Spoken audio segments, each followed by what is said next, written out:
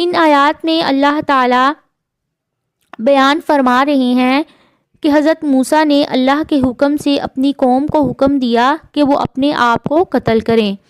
جب تک اللہ تعالیٰ نے فرمایا کہ وہ ایک دوسرے کو قتل نہیں کریں گے، اللہ تعالیٰ ان کی توبہ کو قبول نہیں فرمائیں گے۔ پھر جب انہوں نے ایک دوسرے کو قتل کر دیا تو پھر اندھیرا جو تھا وہ اللہ تعالیٰ نے دور کر دیا۔ جب روشنی ہوئی تو 70,000 لوگ جو تھے وہ قتل ہو چکے تھے۔ بنی اسرائیل جو تھی اس میں جس طرح شادی شدہ زانی کی سزا جو تھی وہ رجم تھی، اس طرح شرک کے ارتکاب پر بھی انہیں قتل کی سزا سنائی گئی تھی اور اس پر ہی عمل ہوا تھا۔ آج ہماری امت میں بھی ارتداد کی سزا قتل ہے۔ ارتداد کہتے ہیں جو شخص اسلام لائے اور پھر مرتد ہو جائے، یعنی اسلام سے پھر جائے۔